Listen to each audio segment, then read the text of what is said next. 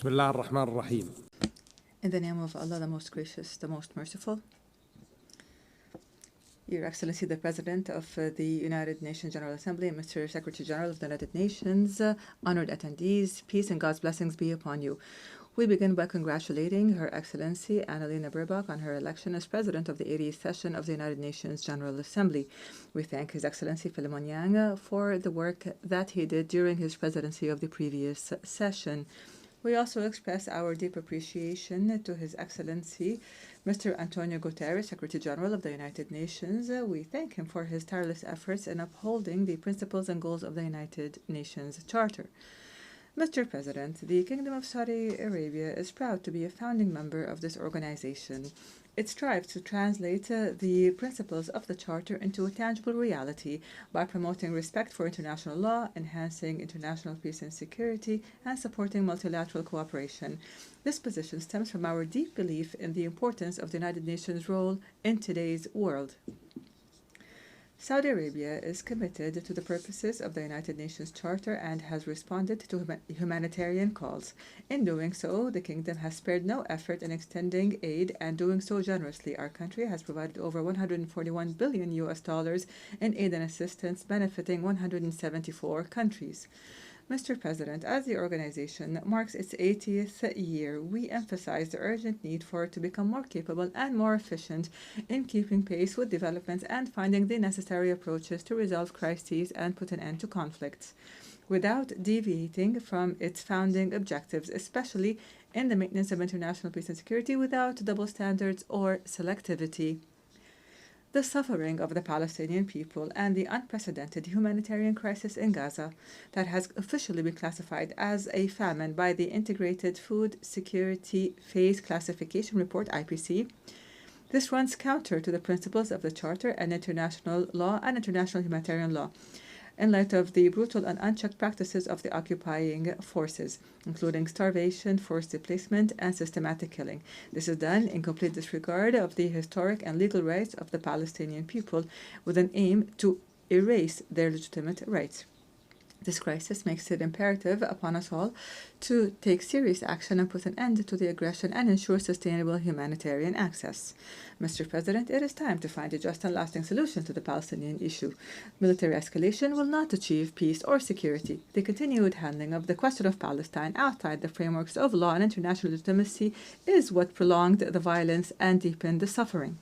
Here, Saudi Arabia stresses the need for the international community to shoulder its responsibilities to put an end to this tragedy and achieve sustainable peace through the two-state solution as the only path that would guarantee the security of all countries in the region. The failure of the international community to take firm action to end the Israeli aggression and violation will only cause further instability and insecurity regionally and globally. Such an action will leave grave consequences and will escalate war crimes and acts of genocide. Saudi Arabia, in cooperation with the Kingdom of Norway and the European Union, launched the International Coalition to Implement the Two-State Solution and co-chaired, along with France, a high-level international conference for the peaceful settlement of the question of Palestine and the implementation of the two-state solution. This conference aims to provide a clear practical path towards the implementation of the two-state solution and an end to occupation and conflict. The Kingdom will continue to exert intensive efforts to establish an independent Palestinian state on the 1967 borders with East Jerusalem as its capital in accordance with international resolutions, the Arab Peace Initiative, and the two-state solution here. The Kingdom commends the international support given to the high-level international conference for the peaceful settlement of the question of Palestine and the implementation of the two-state solution. We welcome the United Nations General Assembly's adoption by an overwhelming majority of the New York Declaration on the peaceful settlement of the question of Palestine, the two-state solution, and the establishment of an independent Palestinian state. We welcome the growing number of countries recognizing the state of Palestine, including France, the UK, Canada, Australia, Portugal, Malta, Belgium, Luxembourg, Monaco, Andorra, and San Marino. Such recognition is an important step towards achieving the two-state solution and bolstering the path towards a just and lasting peace. We call on all states to recognize the state of Palestine and to support the implementation of the two-state solution. This would be in line with international law and will entrench peace and security in the region and the world. Saudi Arabia appreciates the Palestinian Authority's efforts to conduct important reforms. Such efforts require more support from the international community. Mr. President, we affirm our commitment to joint action based on mutual respect and the principles of international law, which boosts mutual confidence and lays the foundations for security, stability, and sustainable development. The Kingdom continues to strengthen ties of good neighborliness, respect for the sovereignty of states, and de-escalation, and contributes to achieving calm as a means to bolster security and stability in the region and the world. In this context, Saudi Arabia strongly condemns the Iranian attack on sisterly Qatar, which runs counter to our work to build ties of good neighborliness. Saudi Arabia condemns in the strongest of terms the continued Israeli aggressions in the region, including the recent blatant attack on sisterly Qatar. We call for international action to stop these violations. We call for international measures to put a stop to Israel's actions and to deter it from such criminal behavior that threatens the region's security and stability. Based on our firm conviction of the importance of regional security and stability and preventing a nuclear arms race in our region, the Kingdom of Saudi Arabia stresses the need to adhere to the non-proliferation regime to achieve a zone free of weapons of mass destruction in the Middle East. With respect to the right of states to the peaceful use of nuclear energies in accordance with international regulations, the Kingdom affirms that the diplomatic track is the way to address the issue of Iran's nuclear program and calls for positive engagement in negotiations and cooperation with the International Atomic Energy Agency. The Kingdom stresses the importance of protecting the security and freedom of navigation in the Red Sea, the Gulf of Aden, and the Strait, as they represent great importance to the global economy and regional international security. The Kingdom calls for strengthening international cooperation to combat terrorism by exchanging information, drying up its sources of financing, and limiting its propaganda campaigns that threaten the security and stability of societies.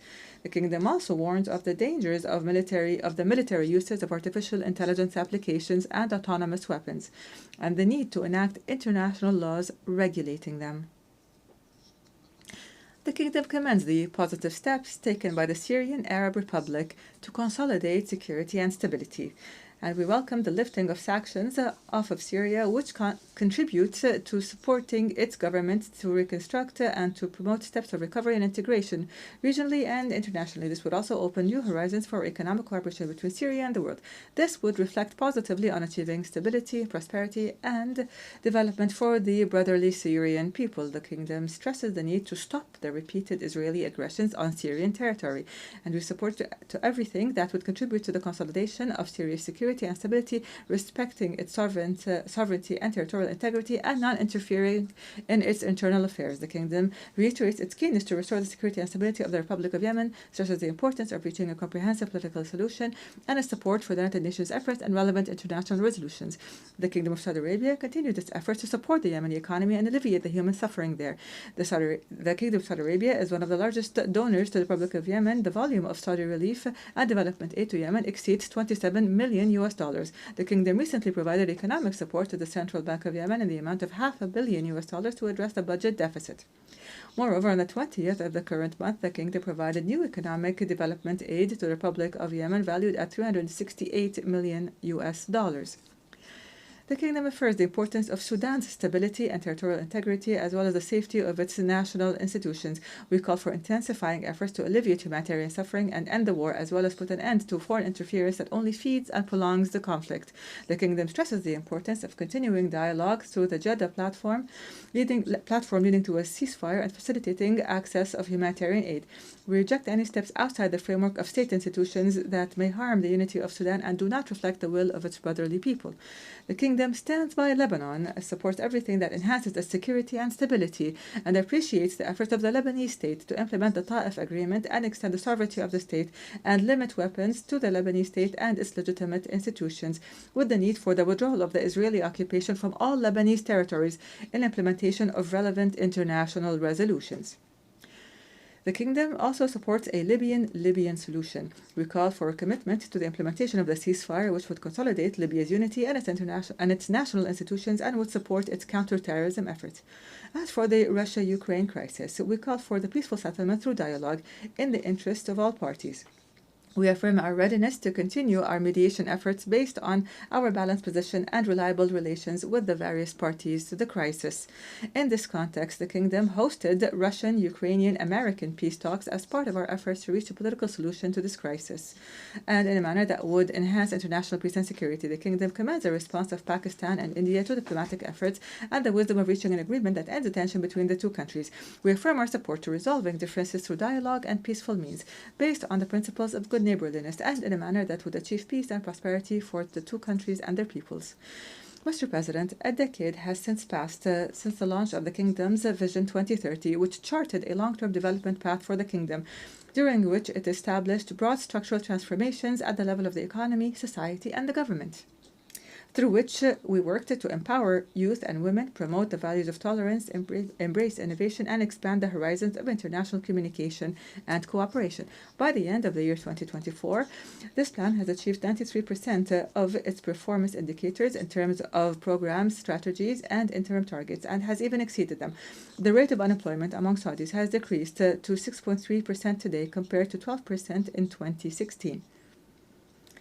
The participation of women in the labor market increased to over 36%, and the value of the public investment fund's assets has reached $913 billion by the end of 2024, while the contribution of non-oil activities to the real GDP reached 56%. Within the framework of its Vision 2030, the Kingdom continues to complete the march of progress to develop its human capabilities and strengthen its international partnerships to represent a leading development model in national transformation and to build a more prosperous and inclusive future. Mr. President, the Kingdom of Saudi Arabia stresses the importance of strengthening international cooperation to reduce the effects of climate change within the framework of relevant international agreements by adopting a balanced and comprehensive approach to energy transition paths. This takes into account the three main pillars required to achieve sustainable development, namely maintaining energy security, providing it at an affordable cost, and maintaining environmental sustainability. In this context, the Kingdom has launched a number of pioneering initiatives based on the circular and balanced carbon economy approach, most notably the Saudi Green Initiative at the national level and the Middle East Green Initiative at the regional and international levels. This reflects the Kingdom's commitment to climate action from a comprehensive perspective that takes into account development and the environment. The Kingdom also emphasizes the importance of not excluding any energy sources and calls for realistic and comprehensive transition paths. In addition to having advanced technologies that have enabled it to be one of the countries with the lowest carbon and methane emissions in oil and gas production, the Kingdom is playing a leading role in investing in hydrocarbon emissions management technologies, especially technologies for carbon capture, utilization, and storage, CCUS, which allows for the efficient use of resources while reducing the environmental impact, thus contributing to the protection of the global climate system. In the same context, the Kingdom is investing in all innovative technologies that contribute to reducing and addressing greenhouse gas emissions, including the expansion of renewable energy projects, increasing energy efficiency, and the production of clean hydrogen, including green hydrogen, along with nature-based solutions such as large-scale afforestation and the protection of terrestrial and marine ecosystems, confirming the Kingdom's commitment to sustainable development and achieving a balance between development